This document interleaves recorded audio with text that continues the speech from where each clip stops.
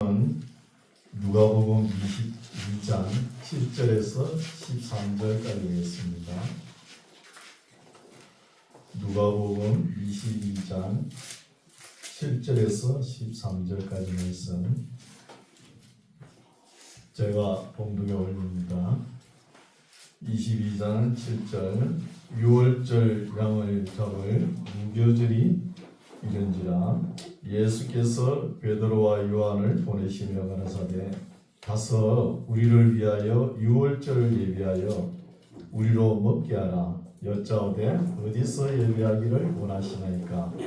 이르시되 보라 너희가 성내로 들어가면 물 한 동이를 가지고 가는 사람을 만나리니 그에 들어가는 집으로 따라 들어가서 그 집 주인에게 이르되 선생님 내게 하는 말씀이 내가 내 제자들과 함께 유월절을 먹을 객실이 어디 있느냐 하시더라 하라.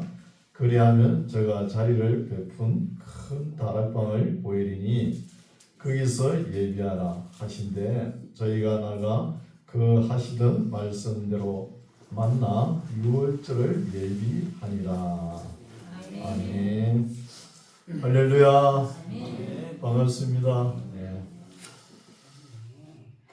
날씨가 낮에는 덥고 그죠? 아침 저녁으로 쌀랑하죠, 그죠? 네. 건강 조심하시기 바랍니다. 네. 오늘 말씀은 여러 가지 말씀이 나옵니다. 가룟 유다가 예수님을 파는 말씀하고 또 예수님께서 제자들과 함께 유월절 만찬을 즐깁니다. 최후 만찬이죠. 그리고 베드로가 또 예수님을 부인하는 말씀, 여러 말씀이 진행됩니다. 22장 1절 유월절이라 이제 예수님께서 마지막 유월절이 다가오는 것이죠. 마지막 유월절입니다. 유월절 어린 양으로 십자가를 향해 나아갑니다. 유월절이라 하는 무교절이 가까우매 대제사장들과 서기관들이 예수를 무슨 방책으로 죽일고 연구하는 거예요. 종교가 사람을 살리고 선을 행하고 진리를 선포해야 될 거 아닙니까? 그런데 여기에 그 당시 종교 지도자 대제사장들과 서기관들이 예수님을 어떻게 하면 잡아 죽일고 이런 궁리를 하고 있는 거예요. 그래서 예수님을 죽이지 않습니까? 예수님을 죽인 한 사람이 하나님의 아들 하나님을 죽인 거예요. 그런 꼴이 됐잖아요. 그래서 종교가 인애와 진리가 없으면은 마귀에게 이용을 당합니다. 사탄하고 합작이 되어가지고 마귀의 충동에 의해 가지고 사람을 죽이는 기구의 역할을 하는 거예요. 종교가 타락한 종교의 모습이죠. 2절 대제사장들과 서기관들이 예수를 무슨 방책으로 죽일고 연구하니 이는 저희가 백성을 두려워함이더라. 또 백성의 민요가 날까봐 두려워하죠. 다른 복음서에 보면 백성이 민요가 날까봐 명절에는 하지 말자 이렇게 또 번역이 나왔죠. 그래도 백성들의 눈치는 보는가 봐요.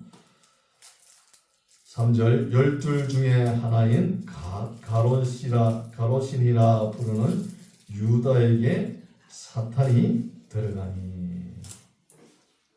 사탄은 항상 하나님의 일을 해방합니다. 틈만 있으면 하나님의 일을 해방하려고 준비를 하죠. 여러분 우리는 예수 참 믿으니까 사탄의 유혹에 빠지지 않을 수 있다 자신하십니까? 나는 절대로 사탄의 유혹에 빠지지 않는다 하는 사람이 제일 먼저 빠져들어가요. 그만큼 사탄이 강력합니다. 여기 보십시오. 그 시대 종교 지도자들과 가룟 유다가 12제자에 포함된 사람이잖아요. 그 그런 사람도 하나가 되어가지고 예수님을 어떻게 죽일고 이렇게 서로 협작을 하는 거예요. 이런 모습을 볼 수 있잖아요. 하나님의 아들 하나님을 죽이는 일에 한 마음이 되어가지고 이거는 인류 역사상 아주 끔찍한 일을 진행하는 겁니다. 끔찍한 일을. 그래서 이에 유다가 사탄이 들어가니 이에 유다가 대제사장들과 군관들에게 가서 예수를 넘겨줄 방책을 의논하며 저희가 기뻐하여 돈을 주기로 언약하는지라. 또 예수님을 의인을 없애려고 할 때 돈을 줘가면서 돈을 써가면서 이렇게 하는 거예요. 그러니까 종교가 타락하면은 사람을 죽이는 살인 기구의 역할을 한다는 것입니다. 종교가 타락을 하면은 5절 저희가 기뻐하여 돈을 주기로 언약하는지라. 유다가 허락하고 예수를 무리가 없을 때에 넘겨줄 기회를 찾더라는 거예요. 민요가 일어날까봐 눈치를 보면서 예수님 넘겨주는 것이죠. 7절 유월절 양을 잡을 무교절이 이른지라. 예수께서 베드로와 요한을 보내시며 가라사대 가서 우리를 위하여 유월절을 예비하여 우리로 먹게 하라. 여짜오되 어디서 예배하기를 원하시나이까? 이르시되 보라 너희가 성내로 들어가면 물 한 동이를 가지고 가는 사람을 만나리니 그의 들어가는 집으로 따라 들어가서 그 집 주인에게 이르되 선생님이 내게 하는 말씀이 내가 내 제자들과 함께 유월절을 먹을 객실이 어디 있느뇨 하시더라 하라. 그리하면 저가 자리를 베푼 큰 다락방을 보이리니 거기서 예배하라 하시는 거예요. 이거 우리가 잘 알고 있죠. 마가의 다락방이죠. 근데 여기는 타이밍이 딱 맞죠. 예수님께서 말씀을 하시고 명령을 하시고 제자들이 나아가고 또 물 한 동이를 가지고 오는 사람을 만나고 그 사람도 집에 들어가고 또 딱 조화가 이루어지죠. 타이밍이 맞는 거예요. 13절 저희가 나가 그 하시던 말씀대로 만나 유월절을 예비하니라. 14절 때가 이름에 예수께서 사도들과 함께 앉으사 이르시되 내가 고난을 받기 전에 너희와 함께 이 유월절 먹기를 원하였노라 하는 거예요. 예수님께서 제자들과 유월절 만찬을 가지기 위해서 원하노라 이런 말씀하시죠. 그러면 예수님께서 미리 준비를 하신 것 같아요. 미리 염두에 두고 준비하지 않았나 이렇게 볼 수 있어요. 근데 여기가 마가의 다락방이라고 그러죠. 그러니까 마가의 외삼촌 있죠. 바나바 위로의 아들 있죠. 바나바의 생질이 마가거든요. 그렇죠? 그러면은 바나바의 누나가 되었던가 누이 동생이 되었던가 그런 집이죠. 마가의 나이를 보면은 바나바의 누나 같아요. 그래서 예수님께서 미리 바나바는 70인 제자에 들어가거든요. 70인 12제자에 안 들어가고 70인 제자에 들어간 바나바에게 미리 준비를 했을 거예요. 준비를 하고 바나바는 누나에게 또 부탁을 했을 거예요. 그렇게 해가지고 최후의 만찬 자리를 마련한 것입니다. 그래서 다락이라 우리가 이렇게 생각하는데 우리는 다락이라 그러면 그냥 방 있고 위에 뭐 방을 조그마한 하는 꾸민 것이다 이렇게 생각하죠. 여기는 큰 홀입니다. 홀 2층으로 되어 있는 거예요. 120명이 들어갈 수 있는 큰 홀인 것이죠. 큰 홀.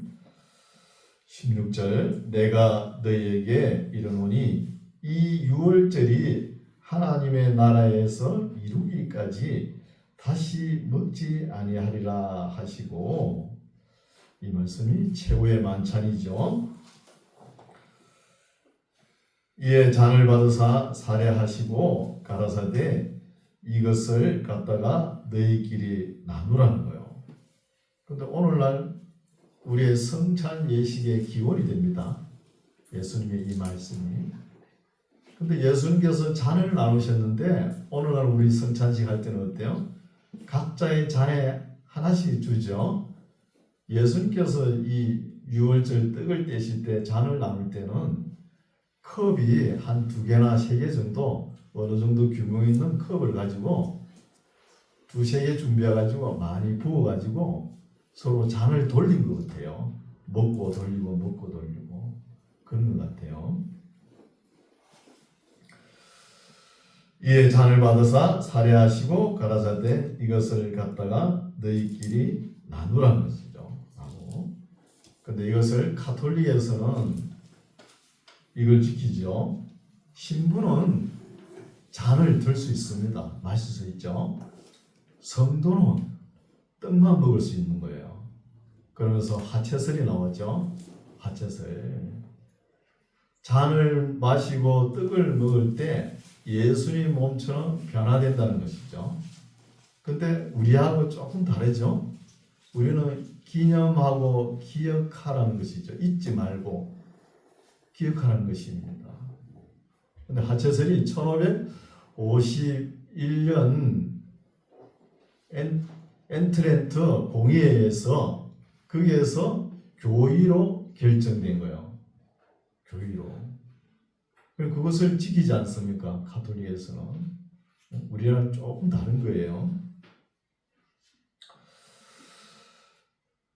18절 내가 너희에게 이르노니 내가 이제부터 하나님의 나라가 임할 때까지 포도나무에서 난 것을 다시 마시지 아니하리라 하시는 거예요. 하나님 나라가 임할 때까지, 그때까지는 이제 이 잔과 떡을 성찬에 임하는 것을 못한다는 뜻이죠. 못하고 하나님 나라가 임했을 때는 먹고 마신다 이 말이죠. 그러면 하나님 나라 천국에 가면은 먹고 마시는 게 있는 것 같죠? 있습니다. 있는 것 같아요. 아니 사람이 살아가면서 먹고 마시는 거 이게 없으면 무슨 재미가 있습니까? 있는 것 같죠?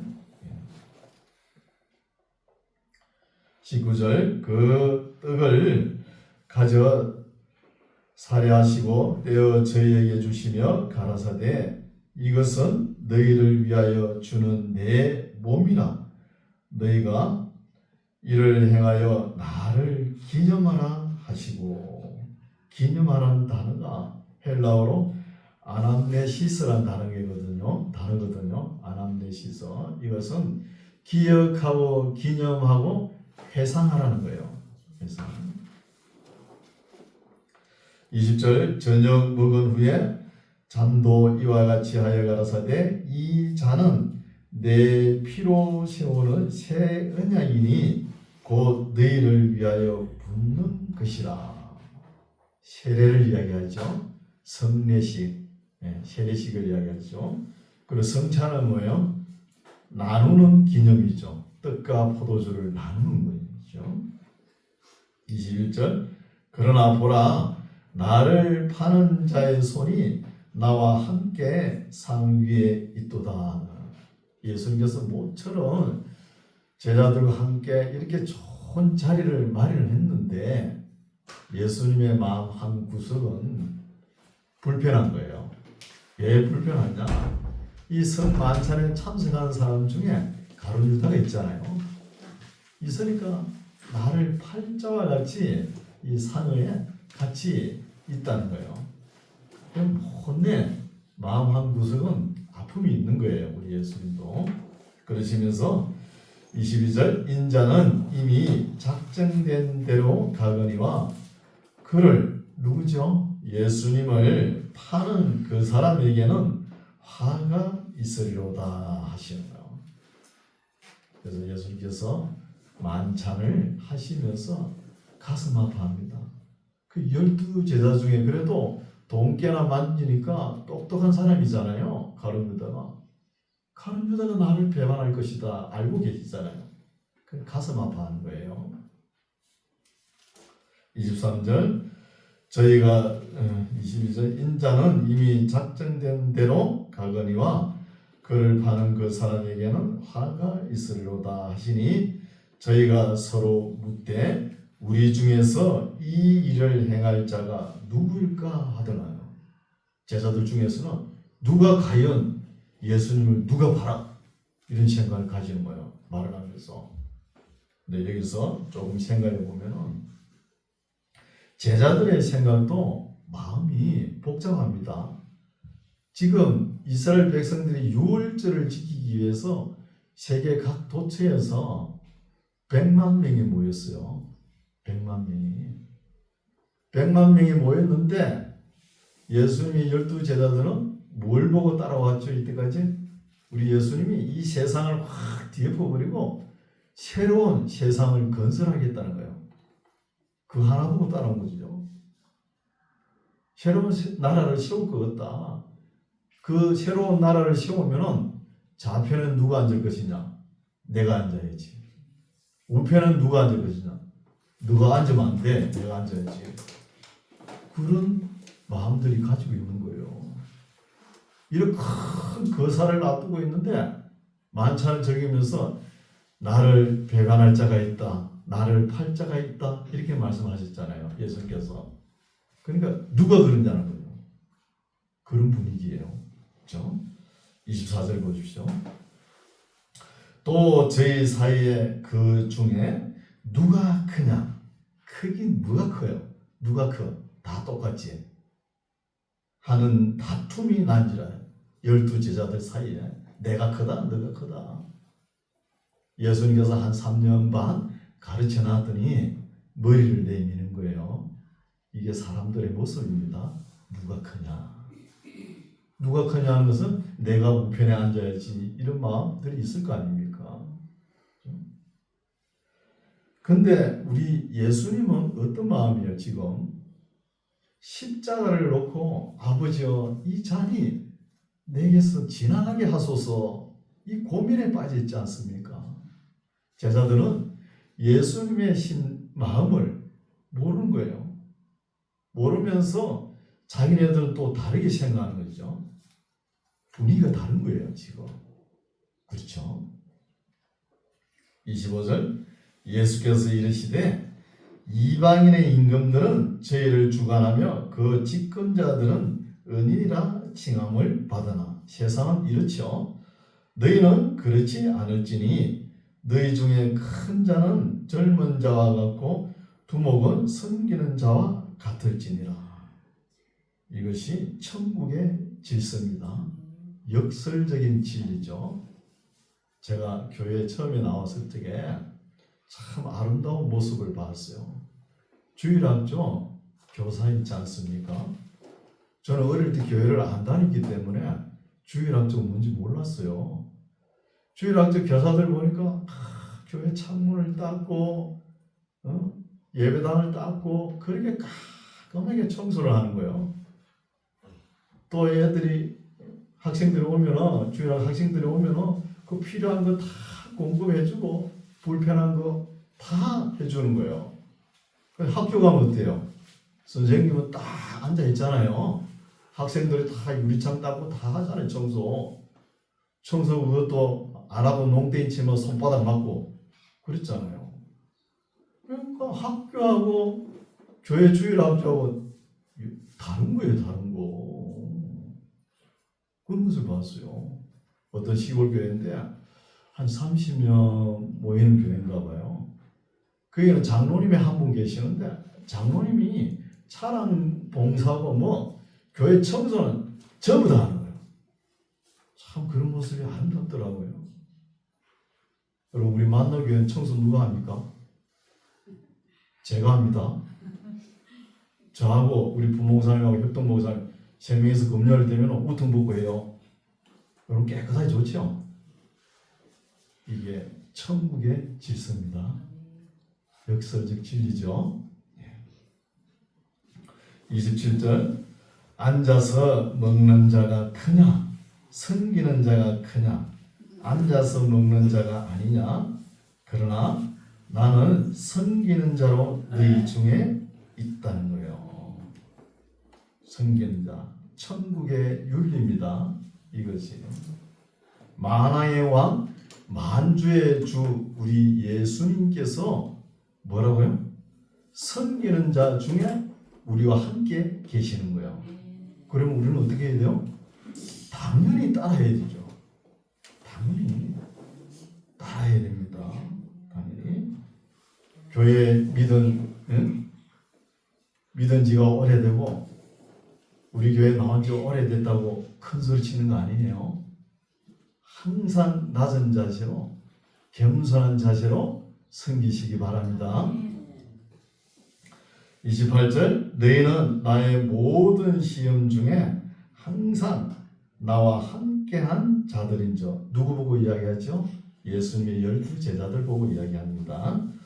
내 아버지께서 나라를 내게 누구에게요? 예수님께 맡기신 것 같이 나도 너희에게 맡기는 거예요. 사도에게 맡겨 너희로 내 나라에 있어 내 상에서 먹고 마시며 또는 보좌에 앉아 이스라엘 12지파를 다스리게 하려 하노라는 것이죠.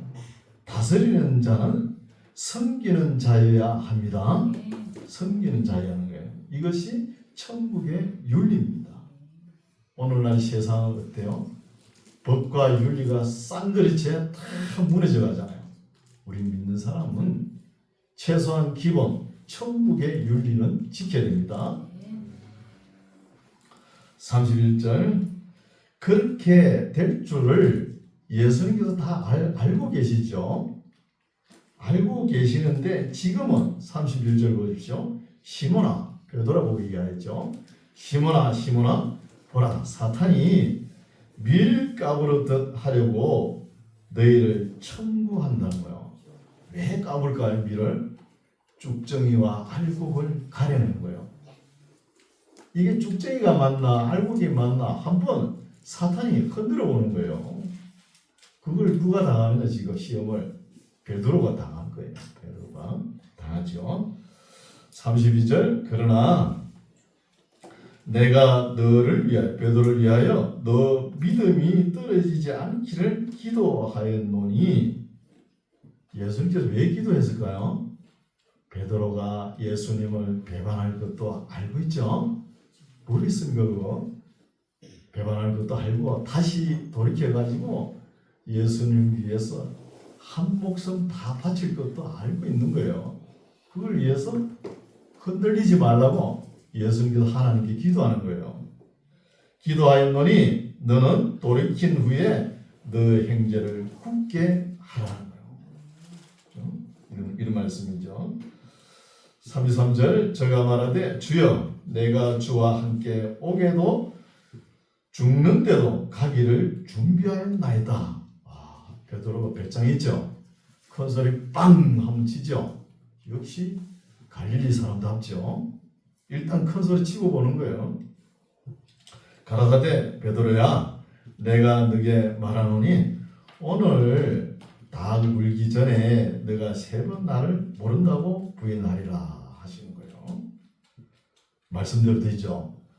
35절 저희에게 이르시되 내가 너희를 전대와 주머니와 신도 없이 보내었을 때에 부족한 것이 있더냐 가로되 없었나이다.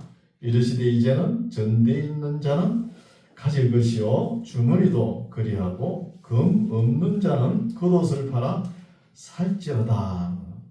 이 말씀은 한 구절만 읽으면 좀 이해가 어려워요. 좀 난해한 부분이 있거든요.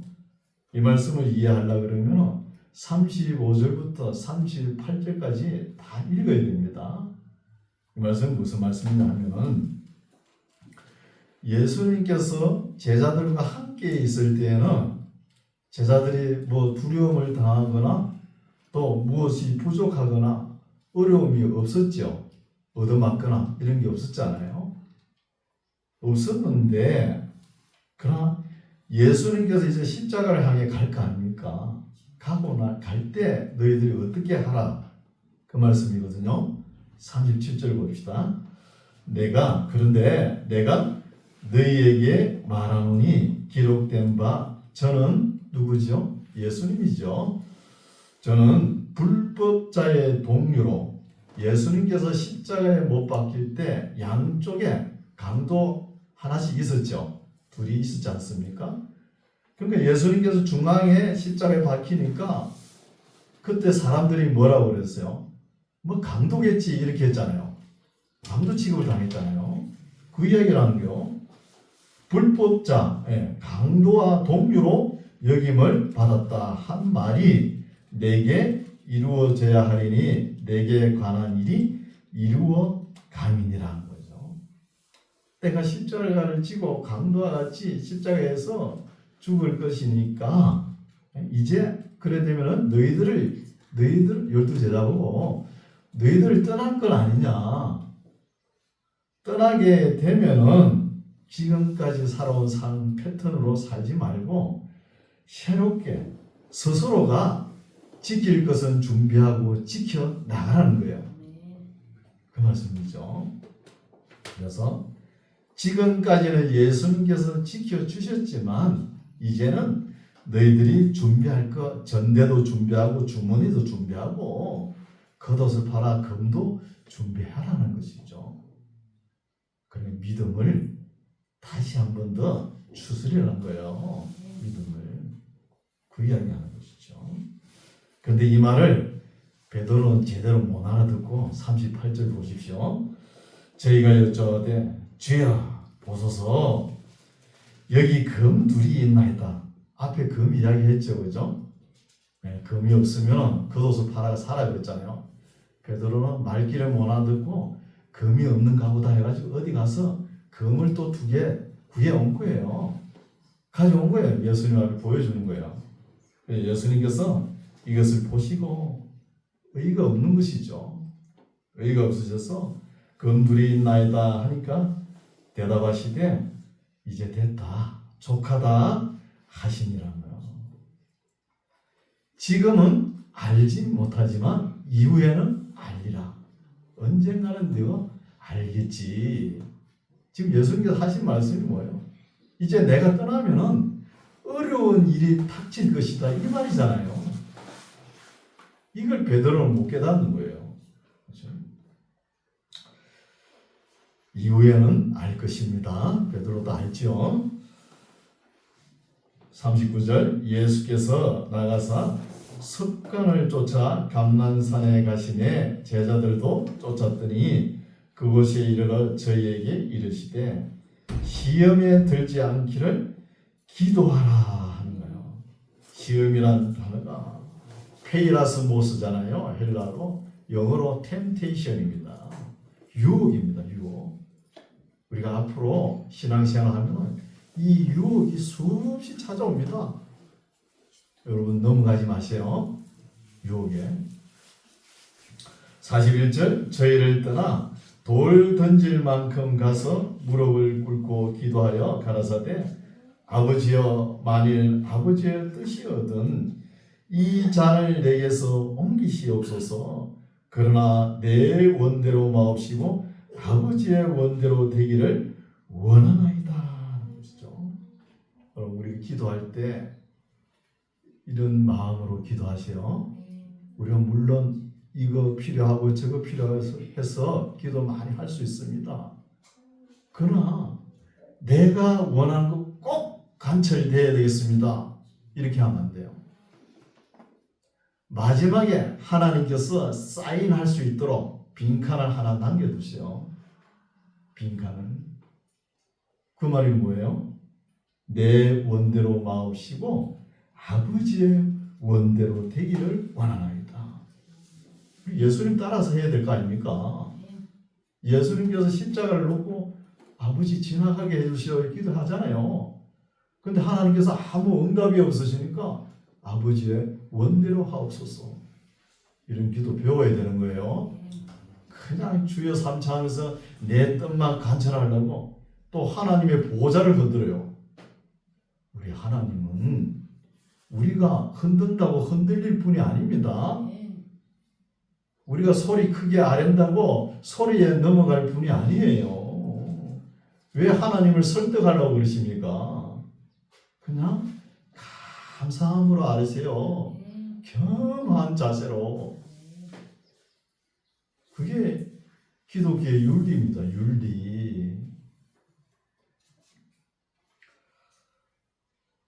43절 사자가 하늘 천사겠죠. 천사가 하늘로부터 예수께 나타나 힘을 돕더라. 예수께서 힘쓰고 애써 더욱 간절히 진액을 짜내듯이 기도하시니 땀이 땅에 떨어지는 핏방울 같이 되더라는 거예요. 땅에 떨어진 핏방울 같이 된 거예요. 땀이 얼마나 간절하게 하셨으면 간절하게 한다는 기도도 간이 저리도록 해야 돼요. 간이 저리도록. 별로 간절하지 않으면서도 간절히 기도하면서 그러죠. 그렇죠? 45절 기도 후에 일어나 제자들에게 가서 슬픔을 인하여 잠든 것을 보는 거예요. 제자들이 너무 혼란스러워하죠. 지금 분위기를 보면 지금 예수님께서 큰 거사를 일으켜가지고 새 나라를 세울 텐데 누가 우편에 앉지 좌편에 앉지 또 그중에 누가 크냐 머리를 내밀고 또 다른 복음서에 보면 예수님께서 물을 떠오셔가지고 제자들을 발을 씻기죠. 발을 씻기는데 발을 떼고 있으니까 너무 항송스럽고 민망한 거예요. 그래서 제자들이 또 참 혼탁한 가운데 있는 거예요. 지금 그런 가운데 잠이 찾아오는 거예요. 잠이 찾아오니까 그냥 잠에 푹 빠져 있는 거예요. 예수님은 고민에 빠졌죠. 예수님 십자가에 놓고 그런 분위기예요. 그래서 슬픔을 인하여 잠든 것을 보시고 이르시되 어찌하여 자느냐 시험에 들지 않게 일어나 기도하라 하시니라. 말씀하실 때 한 무리가 오는데 12 중에 하나인 유다 가룟 유다죠. 유다라 하는 자가 그들의 앞에 서서 와서 예수께 입을 맞추려고 가까이 하는지라. 예수께서 이르시되 유다야 너가 입맞춤으로 인자를 파느냐 하시니 좌우가 그 될 일을 보고 여짜오되 주여 우리가 금으로 치리까 하고 그 중에 베드로가 그랬겠죠. 또 그 중에 한 사람이 대제사장의 종을 요한복음 18장 10절에 보면 이 종의 이름이 나와요. 말고라고. 말고 종을 쳐 그 오른편 귀를 떨어뜨립니다. 베드로가 그 좀 조종을 잘하지 삐딱하게 해가지고 귀만 겨우 떨어뜨린 거예요. 예수께서 일러 가라사대 이것까지 참으라 하시고 그 귀를 만져 낫게 하시느니라. 예수님께서 능력을 발휘하셔가지고 떨어진 귀를 다시 원래 상태로 갖다 붙인 것이죠. 예수께서 그 잡으러 온 대제사장들과 성전의 군관들과 장로들에게 이르시되 너희가 강도를 잡는 것 같이 금과 몽치를 가지고 나왔느냐? 내가 날마다 너희와 함께 성전에 있을 때에 내게 손을 대지 아니하였도다. 그러나 이제는 너희 때요 어둠의 건세로다 하시더라는 거야. 너희 때니까 너희가 할 일을 행하라는 거야. 너희가 할 일을. 54절 예수를 잡아 끌고 대제사장의 집으로 들어갈새 베드로가 멀찍이 따라가는 거예요.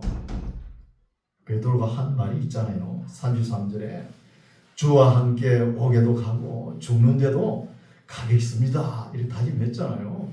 자기가 한 말이 있기 때문에 다른 제자들은 뭐 집에 가고 없지만 한 말이 있기 때문에 멀찌감히 따라가는 거예요.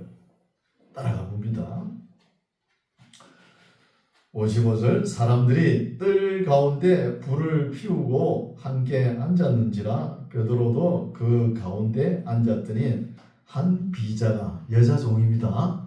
여자 종인데 아주 눈썰매가 있어요.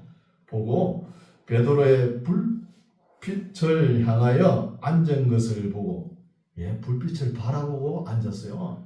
좀 등지고 앉지, 얼굴 못 보게. 앉은 것을 보고 주목하여 가로되 이 사람도 그와 함께 있었느니라 하니, 베드로가 부인하여 가로되 이 여자여 내가 저를 알지 못하노라 하더라. 조금 후에 다른 사람이 보고 가로되 너도 그 당이라 하거늘 베드로가 가로되 이 사람아 나는 아니로라 하더라.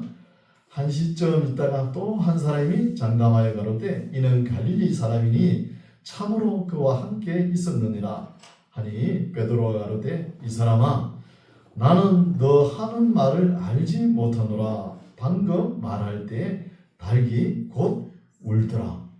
닭이 오고대 하고 그때 우는 거예요.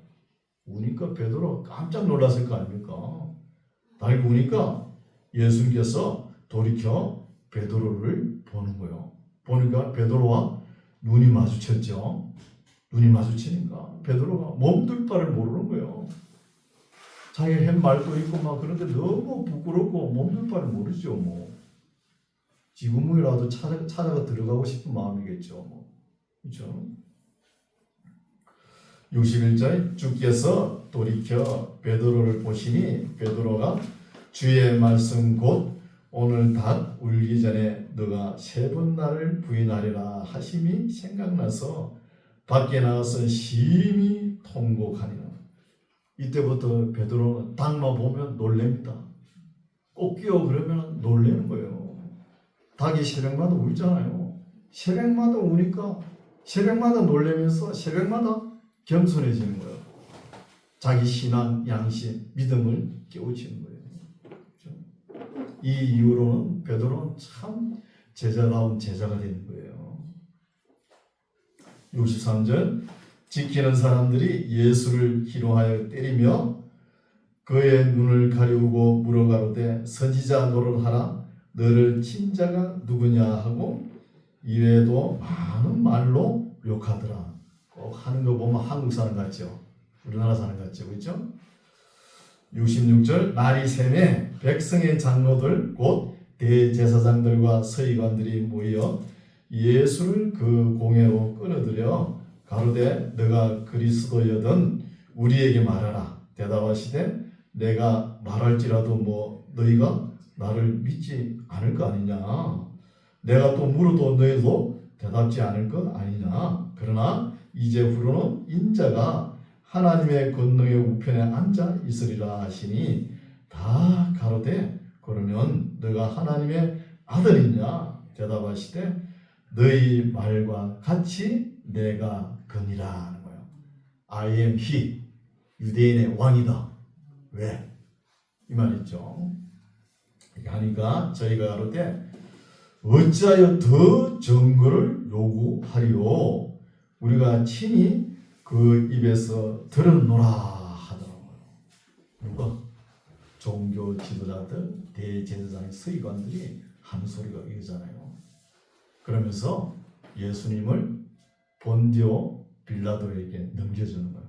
예수님을 딱 죽이게끔 만들어 놓고 준비를 다 해놓고 넘겨주는 거예요. 본디오 빌라도에게 왜 넘겨줬을까요? 대제사장 서기관은 사형 집행 권한이 없잖아요. 그래서 빌라도에게 넘겨주고 백성들을 선동해가지고 예수님을 십자가에 못 박게끔 하는 것입니다. 그래서 이 말씀은 인류 역사상 가장 끔찍한 일을 누가 이렇게 해요? 그 시대의 종교 지도자들이 이렇게 한다는 거예요. 온 우주 만물의 주인이신 하나님의 아들 하나님이 이 땅에 오셔서 어린 양같이 그 억울함을 다 짊어지시고 어디로 갑니까? 십자가를 향해 어린 양같이 나아가는 거예요. 십자가를 향해. 그런 모습이잖아요. 나중에 이런 모습이 사도들의 순교할 때 순교 용어가 됩니다. 스데반이 돌에 맞아 죽을 때 이런 말을 했잖아요. 아버지, 저들이 하는 것을 저들이 알지 못합니다. 저들의 죄를 용서하여 주시옵소서 하고 숭배하지 않습니까? 우리가 이 땅에 잠시 머물다가 갑니다. 누구나 다 가지요. 가는데 사람 앞에서나 역사 앞에서 또 하나님 앞에서 부끄러움 없는 삶을 살아야 되지 않겠습니까? 그렇죠. 지금 예수님의 사역은 이제 거의 마무리되지 않습니까? 십자가와 부활, 성천이 남았지 않습니까? 그러나 예수님의 삶을 돌이켜보면 삶 전체가 말씀입니다. 말씀을 선포하고 말씀을 이루는 거예요. 오늘날 많은 사람들이 자기 생각, 철학, 이데올로기, 자기 목적 다 내려놓고 예수님을 인정하고 본받으려고 하는 거예요. 우리는 어때요? 당연히 그래야 되죠. 예수님을 닮아가야 되는 것입니다. 어떤 분은 또 이렇게 생각해요. 예수님을 어떻게 닮아가냐고. 참나 그건 믿음이 좀 이상하더라고요. 그러면 예수님께서 말씀을 왜 이렇게 기록해놨어요? 나를 따라오라. 왜 그럽니까? 따라갈 수 없다는 거예요. 자기는 엄청난 고난이 있으니까 못 따라간다는 것이죠. 그런 분이 있어요. 우리는 사나 죽으나 주님의 것입니다. 맞죠? 사는 것도 주님처럼 살아야 되고 죽는 것도 어린 양처럼 주님처럼 죽어야 되는 거예요. 주님처럼. 그래서 오늘 말씀은 여기까지입니다. 우리가 예수님을 구세주로 믿고 세례를 다 받으셨죠. 받았으면 거듭난 삶을 살아가는 모습이 어떻게 돼야 돼요? 예수님께서 하신 말씀대로 순종하는 거예요. 순종이 제사보다 낫다고 그랬잖아요. 순종하는. 오늘날 순종하라 그러면 그냥 율법에 순종하라 그러면 그렇게 생각해가지고 말씀을 오해하는 거예요. 우리 만나교회 성도님들은 하나님의 말씀을 잘 배우고 깨어 있어서 예수님을 닮아가는 삶을 살아가기를 바랍니다. 기도하겠습니다. 하나님 아버지 감사합니다. 오늘도 우리 주님께서 아직도 철이 들지 않아서 누가 크냐고 신경전을 벌이는 그런 제자들을 놓고 하나님께 기도하고 십자가를 향하여 묵묵히 나아가는 주님의 모습을 보았습니다. 온 세상 죄를 짊어지고 털 깎는 양같이 잠잠한 어린 양같이 끌려갈 모습을 우리에게 보여주셨습니다. 우리도 주님을 배우고 닮아서 주님의 형상으로 날마다 성화되는 삶을 살아갈 수 있도록 인도하여 주시옵소서. 예수님 이름으로 기도드립니다. 아멘.